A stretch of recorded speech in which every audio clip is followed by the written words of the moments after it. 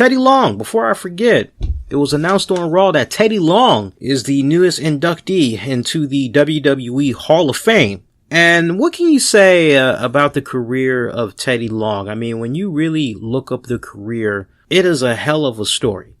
It is a hell of a story. I mean, this guy started from the bottom up. I mean, basically being like a roadie guy. You know, what do you need? You need any food? You need something to drink? You know, need me to take you to the airport? You know, he was kind of like a gopher dude, basically. But he started from the bottom and worked his way up to being referee, then being a manager, and then going to being the acting general manager on SmackDown, being the longest reigning SmackDown manager. He was also the ECW manager as well, but you talk about throwback old school, just the way that he had started his career. I mean, everything has started for him in the Jim Crockett promotions and then World Championship Wrestling. I mean, my God, that is just, that's a hell of a story. I mean, just to be African American and just really kind of take a step back and just really taking that in full circle. You're like, now that's paying your dues from a wrestling standpoint. That is seriously paying your dues. You think about the long list of people that he's managed. One Man Gang, the Skyscrapers, Buff Bagwell, Too Cold Scorpio, Mark Henry, Doom. Man, he's got a long list of people that he's managed for. Probably one of my fondest memories, definitely Doom, but I also remember when he had Rodney Mack, and he was also managing Jazz, and they had that somewhat little mini black stable that was going on. Anybody remember? Rodney Mack was the original guy that was coming out to the Teddy Long song. And I guess, I don't know, maybe Jim Johnson felt that like, hey, Teddy, this song kind of like suits you. Why don't we like let you keep it? But that was originally Rodney Mack's song. I remember that. But, you know, I'm happy for Teddy Long. I really, really am. Here's a guy, when it's all said and done, graced with the opportunity to be involved in a hobby that he loved, in a profession that he came to love. He made a lot of great friends along the way. Really didn't make any enemies from everything that I've been able to gather about him over the years. Everybody that has said something about him in a shoot interview or whatnot, they've had nothing but like kind things to say about him. And those that are saying something kind of negatively or maybe a little bit jaded over the fact that he was fortunate enough to have a long-lasting career as long as he was able to have one. I mean, when it's all said and done, here's a guy that basically was active in the sport of pro wrestling, wore many different hats, but his knowledge, his experience, even though he may not be in the ring throwing it down, just the wealth of knowledge that he was able to obtain in over 4 decades. 4 decades of experience right there. That's a blessing in itself right there. And he still has his good health. And for him to just basically get to that point in his career where WWE just kind of goes, hey, look, we appreciate everything that you've done for us over the years, but we're kind of ready to go in a different direction now. But, you know, we really appreciate all the work that you've done for us over the years. And WWE will always be home to you. And you know it's always home to him because even after he left the WWE, we stay seeing him make sporadic appearances from time to time. You know, when I just look at the long-lasting career of Teddy Long, I mean, like I said, he started off as a gopher. He was also doing radio disc jockey work, and when they realized that he had some talking chops on him, that's when they kind of were like, well, let's see here. Okay, well, let's try you out. Let's try you out as a referee. And then next thing you know, there was a long talk that he ended up having with Jim Ross. And Jim Ross was like, okay, all right, we'll try you as a manager. All right, let's do that. And one of the first people he managed was Norman the Lunatic. And I mean, the career was just set after that. Here's a strong black man who, when it's all said and done, no matter what the interview was that he put out there, race issues, he admitted that there was some things that like would make you raise an eyebrow, but he never would like dive into the details. He would never give you all the meat and potatoes. Teddy Long always came off as a person who didn't like to put names out there. Now, he comes off as an individual that would probably tell you some stuff behind closed doors and confidence that you wouldn't relay that information to anybody else. And he really has to be messing with you like that in order to drop those names. But anytime I've had the pleasure of seeing this guy give an interview, do a shoot interview, appear on a podcast for an interview, whatever, the guy has always done his best to maintain it classy. And that goes a long way when it's all said and done. You know, too many times, you know the game by now. We see a lot of individuals, once they cut ties with a company or whatever, they always got like all this shit that they spilling out there and they don't care. And it's kind of like, well, you should care. But Teddy has always been consistent over the years. Yeah, I was kind of toying around with the idea when I found out the news about his Hall of Fame induction that's forthcoming. Who could possibly induct him?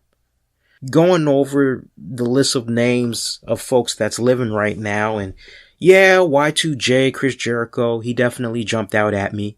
Undertaker had jumped out at me as well. I would really love to see the Undertaker, because remember, when Undertaker was Mean Mark Callis with Dan Spivey and Sid Vicious of the Skyscrapers, I'm kind of going, well, maybe the Undertaker for one night only. Then I started thinking, well, maybe Doom. Maybe Doom's Ron Simmons, Butch Reed. Maybe they can do it.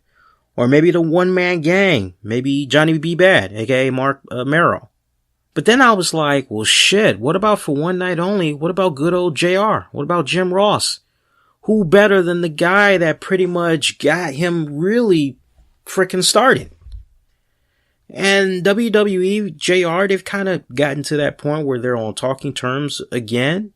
From time to time, JR has done some stuff exclusively for the WWE network. He's appeared on some DVDs and all that good stuff. So who better than JR? I mean, if I had to take it down to like my final three, I think it would come down to Doom's Ron Simmons, Butch Reed.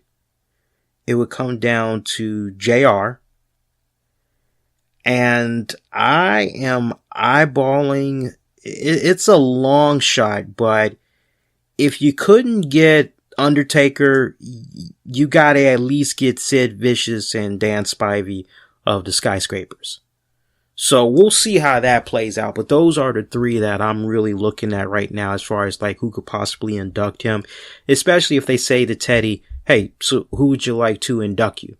Yeah, I'm aware of that one, but see, that's the thing about Razor is saying Teddy did say Ole Anderson, was racist in an interview. I do recall that, but that's a different case, Razor. And the reason why that's a different case is because there were so many well-known, outspoken, very respected, highly respected, wrestlers, not to mention wrestling personalities that also echo the same thing, the same sentiment. And you know what they always say, when you got like more than 5 people that are saying the same thing, okay, it ain't no coincidence. It ain't people just ganging up just to be ganging up. You know, they're speaking the gospel. And I think in the case of Teddy Long saying what he said about Ole, he wasn't saying anything new that X amount of people didn't already say. So even at that, when you still just overall, and you look at the interviews that he's done over the years, Teddy has always come off as an individual. And that's really the main spectrum I want to bring to you guys to really home in on. Teddy doesn't do like some of these other people that may prematurely leave a company when they weren't good and ready. Basically, the rug was pulled out from under them and they basically are spewing a whole bunch of shit. You know, they're being mad, they're being bitter. Or you just have individuals that will just like spill out some juicy shit just to try to make themselves look kind of relevant, all in the good name of getting those dollars. Teddy doesn't, from what I've seen of his body of work over the years and interviews he's given, he's never tried to come off that way. He's not one to bury people all in the name of just making a quick dollar. To the point that if he does, to the point of Ole Anderson, if he does say something, there is some stuff behind it. It's not just, oh, well, we got to take what he said at face value because, and in a case like Ole Anderson, everybody and their mama pretty much was saying, oh, Ole's a racist motherfucker. So for Teddy Long as a black man to say, yeah, he kind of was, you know, he kind of was a little, that's not anything new. But even at that, just when you really stop and think about it, Teddy's always been pretty classy. He's always been very professional. And see, this is the bigger picture that I want you all to really grasp, which is this in a nutshell. You make less enemies when you go to work. You do what you need to do.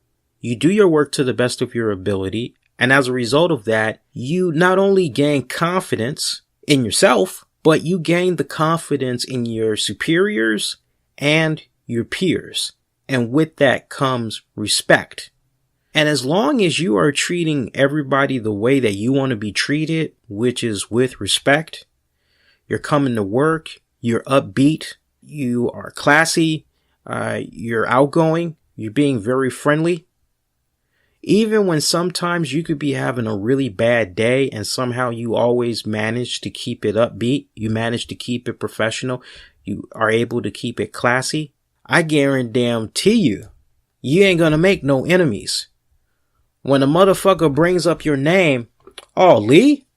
Sure, Lee was fucking cool. Brendan was yeah, Brendan's Razor's fucking cool, man. Yeah. And that's the thing with Teddy. Teddy is like in that realm where like the people that he's been able to come across all these decades, I won't say it's like Sting. I don't mean the wrestler. I'm talking about the singer. I'm not going to say it's like on that level, you know, but it is kind of like, here's a guy that really paid his dues, and like all the people that he's worked with, for the most part, practically nobody's had anything bad to say about Teddy Long. Teddy Long just 40 plus years in the business. What more can you say? So I'm happy for the guy.